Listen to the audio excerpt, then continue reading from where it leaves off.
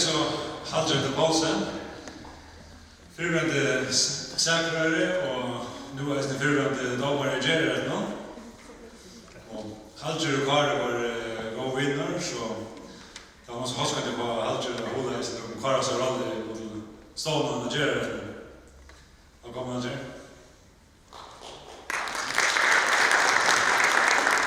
Takk for avhengerne fra Bare om jeg sier noen ord om Føroyskur arbeiðsrætt og Fasti Gerðarrætt. Jeg får tenke utgangstå i en sitat ur Poulsen og Kara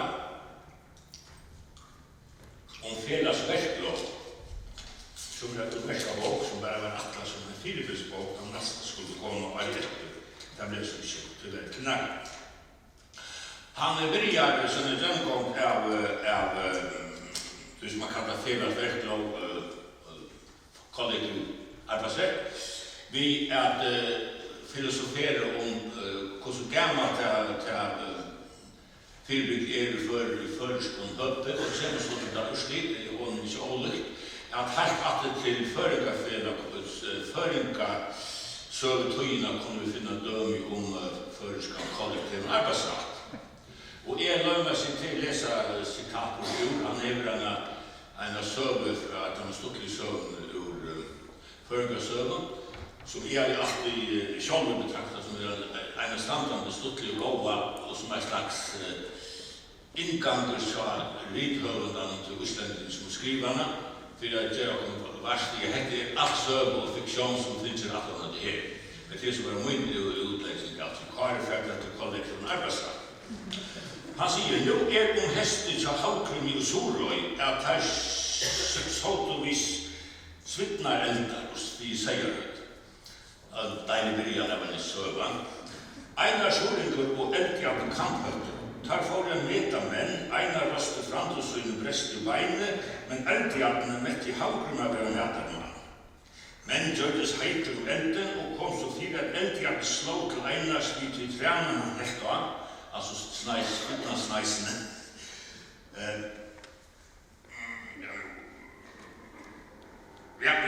Han helt då.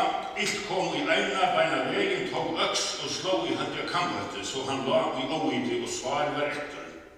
Tar i Halgir var värre i hettar, räk han Einar bostor och be han nu färra till skogarna framta sögna, tar han helt ej röstande så mycket. Einar får bostor henne till tagga bröderna och säger till han kvart fyri hei färst. Tar tog väl vid honom och han var här om vetren, väl hilden. Einar blir brestir framta sig, täcka mal i upphase och han så ger. Brestir var vit över mäler och lovkunnor. Flott mala.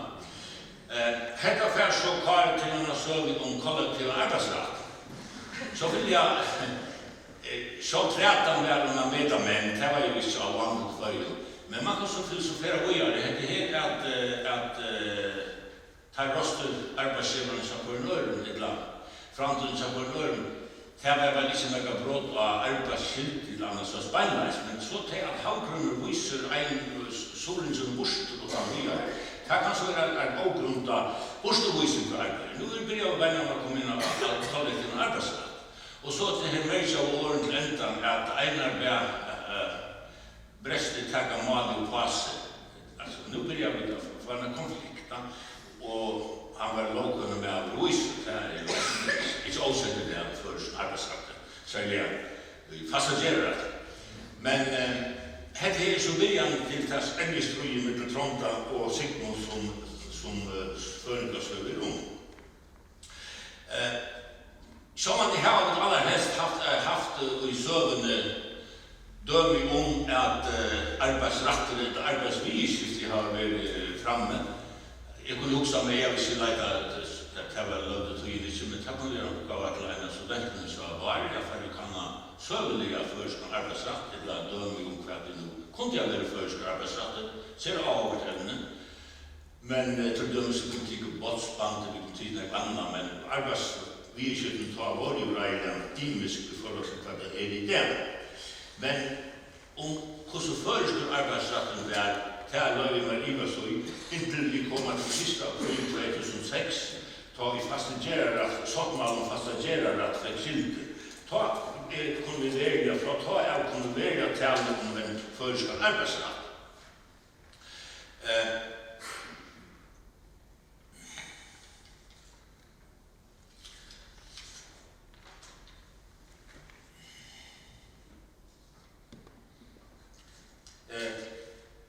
Nu er Nils inne av forsøvnet til føroyskar arbeidsrætt, Fasti Gerðarrættur. Og jeg tror at samtidig om det tog at høvesinspirasjonen utan iva av den 1900 domstolen i dag, voldsestraffen i Danmark. Men det for så vidt at døme, altså vi har haft flere andre dømer rønter at få en lær vidskifte, skipa i vidskifte føres arbeidsmarkedet. Det eneste som ångar velger rønter kommer fra, det var lovavvalget. Og da arbeidsrættet er givet til 84, så hvis du leser det her i Føroyskur lovtøyende, det som ble givet til 84, det aller meste uttrykk for at man ivetrekker til mål som man råkner vi uildelig, som ikke koster det. Og det i så vidt vel forstått, at penger var ikke tiltak. Jeg kan nevne at vi fortalte for en vits i Johanne, hvordan personlig man var med det muntige, hvordan penger man heier. Et annet ivetrykkmål var skipaetterlig, skipaskrassetting, som ble ivetrykk 84, men landstyret hadde av fjordan om å halda fram i et omsidamål. Nå venner heimastyret ikke venner staten. Det gjør de altså vinnarlige. Han utmerker med Halgir Poulsen, som er en av den beste ambassadøren som var i gamle dager. Han drev det videre. Men man kan være i løppenstyret sutt et mål som eier en felles omsøk fra fjordanen og landstyret om å gjøre, jeg hadde 600 kroner, til å kjøpe en skrivemaskine og i fjellet flytte embedning og skipaskrassetting som så kunne brukes i bagen embedning, og det ble også gjort. Jeg mener at jeg vil ikke anbefale det akkurat bare lese det, men det kunne vi virkelig ha tid på at man kan reise bedre, og det ansatte i andre, uten at det sker noe.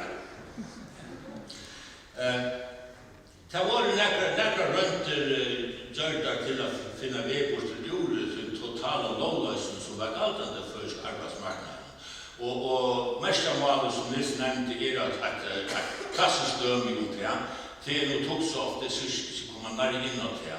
Men høvesgrunden til at det gikk så galt som det gikk, det var til at domaren heller ikke overfallvarlige. Landsretteren som finnet at der, hun kom ikke til før å ta beinlesa, da måtte man nyre at prosedere. Hon hever trudja domar, en rastformar og tvær domar.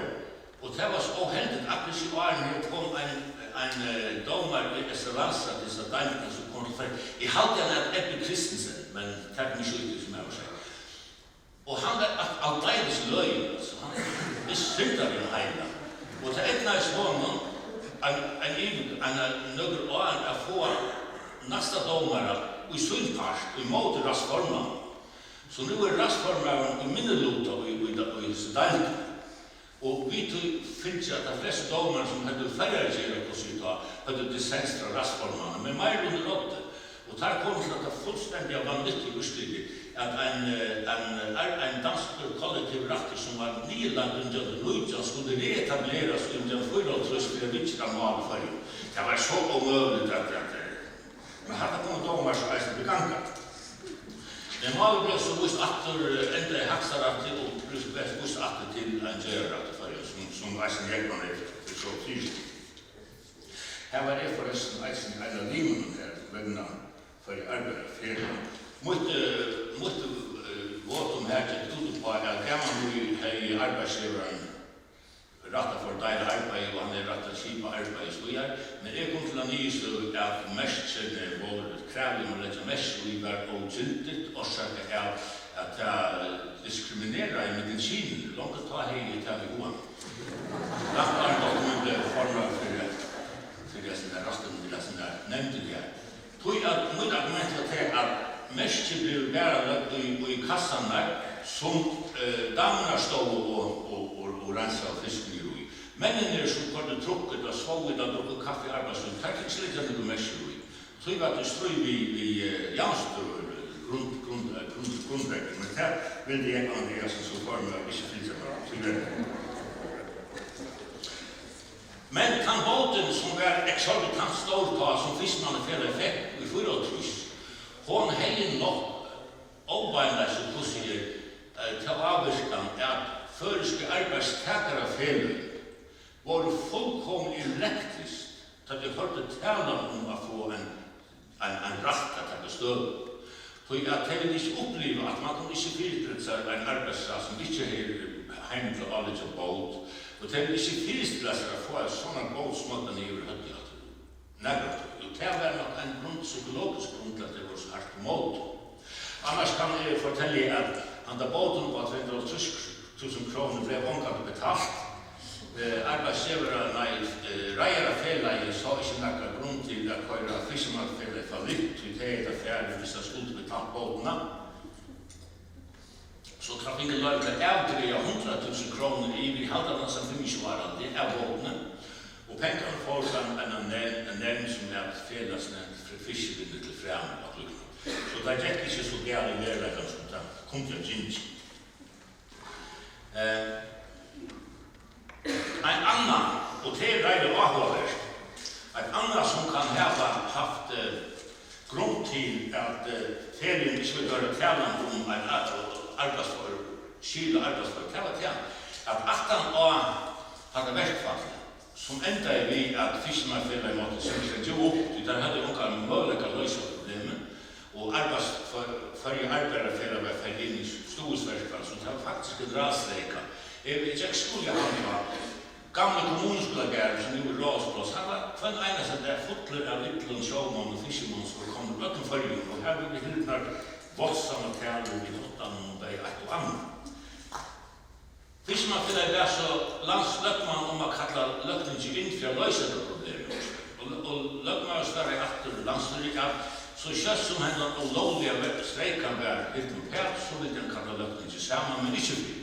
Så jeg har ikke vidt å male under hotta. Det ble så tann at verkfallet helt og pæt, og løgningen ble kattet sammen.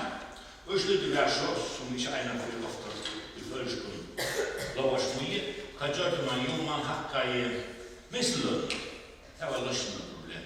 Fra 500 kroner måned til 800 kroner måned, og så her er byrjan til, en byrjan til at det allmänna alt fiskvinnen rekvar fram. Det var så gjort. Men, og så får det skipet ut av det. Men det som det hendte alt annet, og det var ikke så slett at jeg kunne vite det. Jeg var reilig bilsen da jeg oppdelte den og sett meg tilrettiske fagårene her. Det neste som hendte til at løgnet var lekkerne lov fram som er det løgneslov om vinnerlige Poulsen. Hun ble løgt fram til 4. mai i Føroyskur. Og jeg skal lukka bare lese bort ur paragraf. Ja, nå. Paragraf 1. Her stendur såleis. Ongin streika etla lockout må seta seg verk fyrir det fyrsta. Men allar ósemjur og arbeidara og arbeidsgjevara etla fiskemanna og utgjera félag av middelen skulle gerast av etter fylgjande regler. Og så ser man fyrir at allar ósemjur arbeidsmarknaden skulle leggjast fyrir en voldgiftsrett som det er. Altså, når man bannar verkfallet her, fyrir det fyrsta, altså inkluderar, og etablerar en voldgiftsrett som skal taka seg av öllum þessum tryggum ósem. Það var hægt altså revolutionert, og það alvegis verslig er að loven blev samtidig á lögnis. 15.1. Anstøvan sier at það er samtidig í at Skilum var fåast eller arbeidsfri var fåast i landet, men typisk vi anstøvna vil råa til at arbeida vujar i malen, så det er problemet. Men han ble samtidig 15.1. Jeg var så trusbåtig, så var jeg hit i kunstgjørasavnet, hver alle lover kom ui. Hun var ikke finne her. Det er ikke finne her. Hun er samtidig av løgning som hun råkade kunstgjør. Jeg ringer så til å gå av en sjur som minnes alt. Han sier, men det er faktisk at han ble omgang stærfest av løgmannen og tog hendels kunstgjør. Altså på en eller annen måte har man sagt, altså, dette her er forferdelig, man bakker fra tog løgning samtidig, tog du loven av kunstgjør. Onker av arbeidstakere av ferien har kanskje minst lesa loven her, og frykta fyrir at tog kunne jo eisende hende atter framtidig. Tog var man deilig hatt imot at vera skipandi verk. Men aftan á det her, altså det var tydligt at detta kunne ikke fortsette gjennom mer og mer bluetooth samfunnet. Og det blir så, altså hvis man summerer, hva muligheter har man for å løse et verkfall eller noe autofølge? Man kunne fære til det faste voldgiftsrett. Vi var aldeles avhåskande, og her er det avtidst. Og det mestmålet et godt dramatisk dømme. Man kunne fære til det vanlige domstolen, altså hvis det var verkfall, så kunne arbeidsgiveren fære til domstolen og kreve dom for at verkfall var lovligt. Det tok, hvis man behøver smarta sætfører, så målparten, 5 år av dommen var sagt. Og så kunne man fære til den ad hoc Gerðarrættin, som de fleste sottmaler har en regel om at tultsik av sottmalene skal legges til Gerðarrætt. Og nu er det som vi sier at til høyestekker tultsik, men ok, man kunne vite at det begrep. Og så fikk man en skipan som opplevde som unge sætfører at det kom til Føroyskur, at åsemmer om tultsik av sottmalene, man sitter en Gerðarrætt, arbeidsgiveren utnevner 2, arbeidstakeren utnevner 2, og det kan ikke selge som oppvannet, det vet man, og så vil oppvannet utnevner sårskriveren, og det var som regel den yngste fullskriven nykommer Danmark som ble oppnevnt. Og praksis og Gerðarrættur var finnkjande, og det var nesten utan undantak.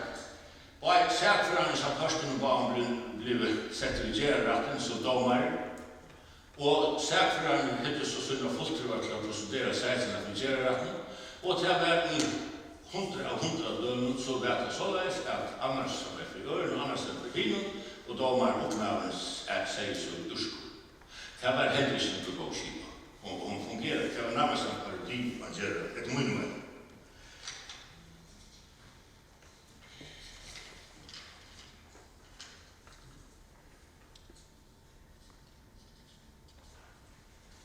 Så hendte nekka, og det var mest nok, det er ikke mest nok, en allmenn arbeidsgiver fann på meg nytt etter en idé og Danmark. Han får det fjodarrett vid verkfall, eller vid arbeidssteds. Kravde Føroyskur fra fjodarretten fyrir at arbeidssteden blir lov. Og dette var noe helt nytt, at det var et rett sjokk. Men dette tid, jeg tenker til fjodarretten sier Føroyskur at hesten arbeidsstekkeren lovlig, han har holdt det. Og det hendte en faktisk nu har kommet det kjøtt, og nu er det en praksis at per verkfall kan stekkes. Det er ikke så lovlig til å være bil, til under en allmenn myndelag i arbeidsgiver for fjodarretten, og krever setter 100.000, 200.000 trygt, så fer han for praksis. Det vil si, nu så ikke arbeidstakerne her helt galt. Nu går ikke å strekke noe. Nu får man avskyr morgen, og vi tar på hver det fer.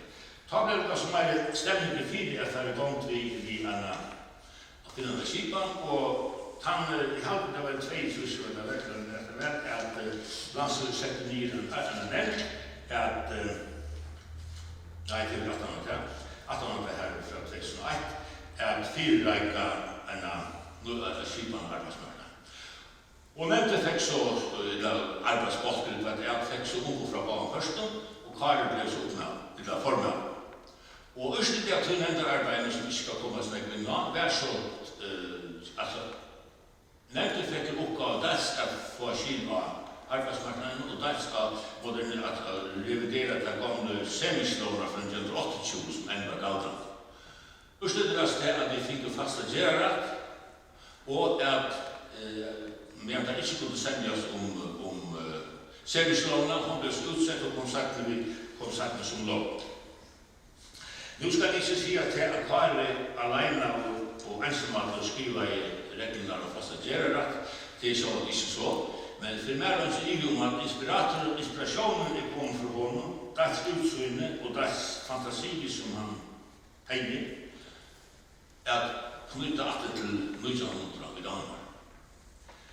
Så kan man spyrja, i Danmark var det fra frivilliga av einskomst etableret av voldgiftsretten til en lovball. Spørningen hva bedre av tog? Altså, først har vi sunn film. Men jeg vil personligt halte til at så langt til partene av arbeidsmarknaden kunne semjas at oppretthalda en trædestånd som fasta Gerðarrætt. Så halte jeg til nektan tryggare løsning. Tog vel av mest som Gerðarrætten dår at så som man utrakterer og sier. Tog at her vi hongur troverdigheten og legitimiteten til Gerðarrætten av partene av arbeidsteimen som har bruk for å bruka. Og ikke smått ned i høtti av en logo. Men ok, dette kan man så diskutere. Men her det eisende verdt å minnes til oppgavene som Fasti Gerðarrættur.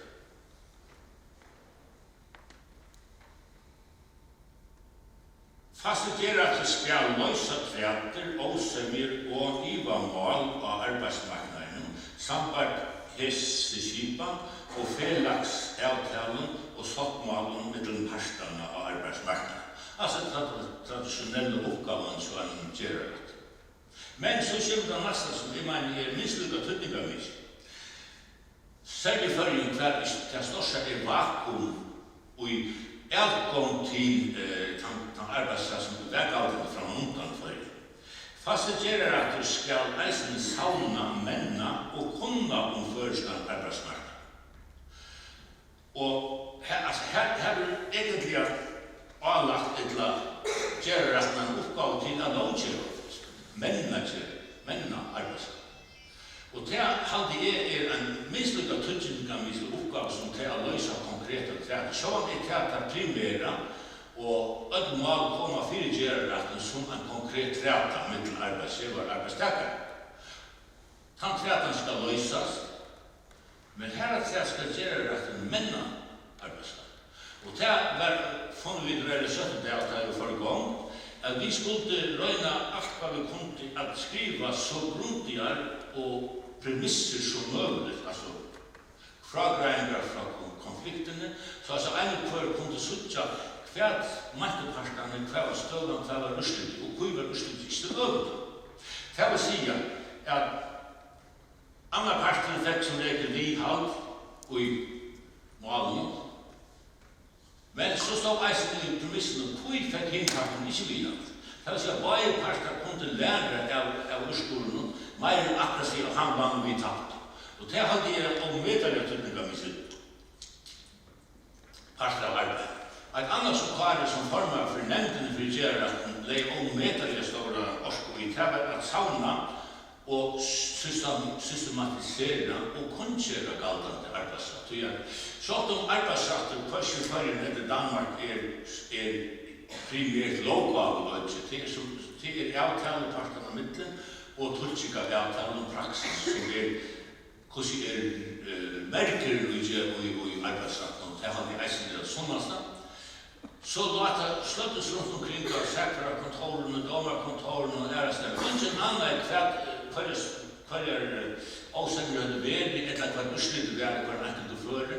Det ble samlet at gjør en øyde arbeid, samlet, systematisere og kunnkjøre. Det er så en kan fære inn i heimasynet som Fasti Gerðarrættur og suttja vi har skrevet oppslagsår i leg om at det her tenker fram og skriver det ut til folkegångslig og egentlig negmer radikalt enn domar.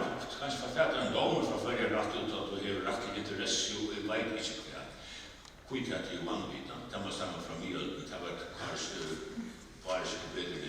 Men her alltid gångslig folkegångslig. Og jeg var kjent av å konstatere noe for å leite til han nødjaste ursliten at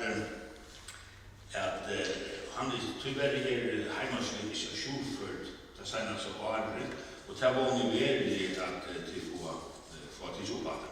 Så det er øyne sånn tydning. Et annet som Gerðarrætten eisen, han skal etter vidtøkene, etter lovene eller avtalene, røyne for semjelæren til farskene.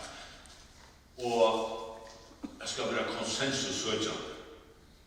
Det er så nettopp som kanskje ikke alltid vil enda så bra, men det er noen bedømmer om til heisen. Jeg kan nevne ekvile lytland statistikk som øyelig litt konkret, det er bare tatt opp nødlunda. Cirka 25 urskurer sagt siden for Gerðarrættur var sånnaver, Og alle utan fyra sagt av en einmaltum Gerðarrætt. Altså, ja, Gerðarrætten tar vidare det där här, så säger att det är dags några domare som utnämnda av förstun efter en avsån regla. Och det ständer beilags i sakmannen tar och inte parstarna, men tar och vitan om arbetsmarknaden. Och så är det uppmäver som ska vara med för övrigt av annat egna gori som var med över här. Och vi har alltid lagt att de efter är röjna att få sängen. Och nu kan spela ett rätt, ett is annat på svart eller kvitt. Och det var då en kvar som var synd av skiljöhötterna till kvar svart eller kvitt, eller kjoltan. Men hinvägen tog han saktans budget i mot på en öron utan att han gången äger av rattvisen eller det är i samhället. Och det har gjort att öjliga vi har röjna att få konsensus. Och som sagt, 4 av 25 är då vid dissens i Føroyskur. Det har vi en rejda för oss. Sen har de också den danska arbeidsrætten som nyss var ett allt om. Vi var en tur nere, vi var här och här finns så lite att står sig alla domar så danska arbeidsrætten är upplandsrätt. Så? Ja, men vad ni gör inte? Nej. Men alltså... Det var arbeidsrættens autoritet. Ja, nämligen. Att det är falsifikation eller det. Jag var rejda brist av det. Alltså, så hela Danmark är det faktiskt så läst akkurat som det var akkurat ad hoc Gerðarrættur. Partan på att halda vid korridoren och uppnämna alltså i sändelse. Men man kunde inte till att det är uppmärksändelse. Man säger bara arbeidsrætten säger sig till. Alltså en falsk legitimation av det. Och det här problemet har också inte haft i följen för den stora part. Det har vi faktiskt rådsorten till. Fram till 4 december kan nämna 6 mål av dem som vi talade upp var i avgjörde sänger med parterna och 5 var i atletyse av öronparterna och ett mål är avgjörde. Så det är för så att det inte så helt vanligt statistik. Så att ett annat som vi hade varit kreativt eisen, det var det att tar man så skulder till att finna ut hur så skulle man få det lite vattnet att ganga. Så skulle man ha en skriftstol, det ska man skulle ha i sådana, som också säger det första skriftstol att nå stångte vi en all natt, det kan vi inte ha Men istället för så valde man att leja sig in till arbetslöshetsskipan, så allt. Och det var mer naturligt, en arbetsmarknadsskipan par excellens som allt hyser fasta Gerðarrættur som parstarna eiga och reka och trygg upplag. Och här finner vi denna sera gåva, falsificerade skrivare jobb, utmärkta höller till bruk för funter och urskurra funter, och mådde rockning, alltså fyrirkjörst arbete. Det vill säga, ångar overall utrest av Norges land, och att utmärka miljö här nere vid Tigusvei till Gerðarrættur. Det var en särdeles skillagott eisen. Jag ska ända nu och jag ska för några tog. Men jag måste bara ända nu, hvis jag ska se några frågor, att ända mig personligt så vill jag säga till att jag tar det inte till mun och bär med om att vara traumatisk nystående Gerðarrættur, så var det särdeles potentiellt i Afrika-fiskan här långt farliga blå programma. För det nästa så har jag vill säkra en annat liv och som säkra är det inte akkurat balansen som man är upptrycken där. Men jag tog så där, man hej alltså och med det på invitelsesevner och ta senast alltid argumentet det var så mycket att jag snabbt jag sen filmen. Alltså jag var den enda som mötte att med domaren blev valt av försten så skulle uppmännen förmännen är ju borde väljas av en standardnämnd alltså att han nämnde att vet du vad. Och jag var den enda som inte vet om vad jag ännu så sen alla två nu får vi se ja. Men det var otroligt spännande stort lite tog och i alla matar för mer och jag måste säga som är att I hade till att vi skilta kvar en stora trött för en sådana kreativa ämnen och arbetsämnen. Minsta läget för att vi vill fasta Gerðarrættur som är vanligt väldigt lägga och var framför sig. Tack för det.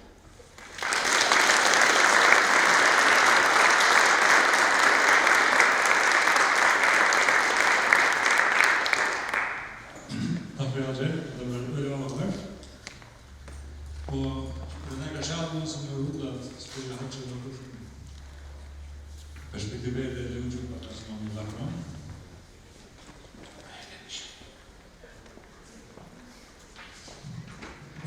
Halgir, hvis jeg forstod dig rigtigt, og det tror jeg gjorde, så er arbejdsrettens organisering på et godt eksempel på det, som vores islandske venner talte om, hvordan et lille samfund ikke nødvendigvis skal kopiere de store samfund. Det synes jeg altså er et rigtig godt eksempel på. Og det der med den permanente voldgiftsret, det var jo et privat organisation, ligesom, hvor det var det, som inspirerede Kari, det sagt. Og så er der så også den anden forskel, det er jo, at Bodelsinstituttet, som jeg har talt om, eksisterer jo ikke på Færøerne. Man kan godt aftale, jeg ved ikke, om man nogensinde har gjort det, man kan godt gøre det. Og det er jo altså også en meget, meget væsentlig forskel, og som jo forklarer, at man kan gøre det mere gelinde i et lille samfund, hvor alle kender alle i Danmark. Og jeg mener, at hvis vi ikke havde haft Bodelsinstituttet i Danmark, så havde vi ikke kunnet gennemføre det, man gennemfører. Og arbejdsretten i Danmark, faktisk godt arbejdsretten, den udviklede jo septemberforligets principper, således at det, vi kalder kollektiv arbejdsret, den jo faktisk er den praksis, som der kom fra den faste folkesret og arbejdsret. Og det var jo også, så vidt jeg husker, Karis ambition med Fasti Gerðarrættur, der skulle man også ud af den praksis, kunne komme frem til en... Mændene er Føroyskur. Ja. Og her kan man sige, at Fasti Gerðarrættur for at det omtager syndafall i Danmark, hver vi gør voldgiftsretten være fra at være partsinstitution til at være en lovværerinstitution. Jeg regnede Kari med, at dommen fra 1986, den bragte Færøerne tilbage til tid før 1899, og at Fasti Gerðarrættur fik Færøerne frem til år 1900. Ja, nemlig, god kombination. Men det var selvfølgelig kun et drilleri.